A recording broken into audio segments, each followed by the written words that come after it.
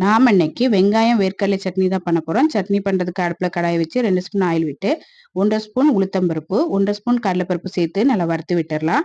இப்போ இது கூட 1 ஸ்பூன் அளவுக்கு பச்சை வேர்க்கடலை சேர்த்து நல்லா வறுத்து விட்டுறலாம். காரத்துக்கு 4 வரமிளகாய் சேர்த்து நல்லா வறுத்து விட்டுறலாம். இப்போ ஒரு 2 பல் பூண்டு சேர்த்து நல்லா வறுத்து விட்டுறலாம். ஒரு பெரிய வெங்காயத்தை கட் பண்ணி போட்டு நல்லா வதக்கி விட்டுறலாம். இப்போ இது கூட கொஞ்சமா புளி சேர்த்து நல்லா வறுத்து விட்டுறலாம். இது கூட கொஞ்சமாக கருவேப்பிலை சேர்த்து நல்லா வறுத்து விட்டுட்டு அடுப்பை ஆஃப் பண்ணிவிட்டு ஆற வச்சுட்டு மிக்ஸி ஜாரில் மாற்றி கொஞ்சமாக உப்பு சேர்த்து குறப்பாக அரைச்சி எடுத்துட்டு அதுக்கப்புறமா தண்ணி சேர்த்து சட்னி அரைச்சி எடுத்து வந்துடலாம். அரைச்சி சட்னியை ஒரு பாத்திரத்தில் மாற்றி வச்சுருக்கிறேன். மிக்ஸி ஜாரை கழுவிட்டு கொஞ்சமாக தண்ணி சேர்த்துக்கலாம்.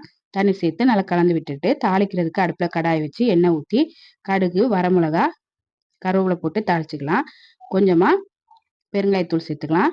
எல்லாம் சேர்த்து நல்லா கலந்து விட்டு தாளிச்சதை எடுத்து சட்னியில் ஊற்றிடலாம். சட்னியில் ஊற்றி கலந்து விட்டுக்கலாம். ரொம்ப டேஸ்டியான வெங்காயம் வேர்க்கடலை சட்னி ரெடி ஆயிடுச்சு. இட்லி தோசையோட சாப்பிட்றதுக்கு ரொம்ப நல்லா இருக்கும். ட்ரை பண்ணி பாருங்க.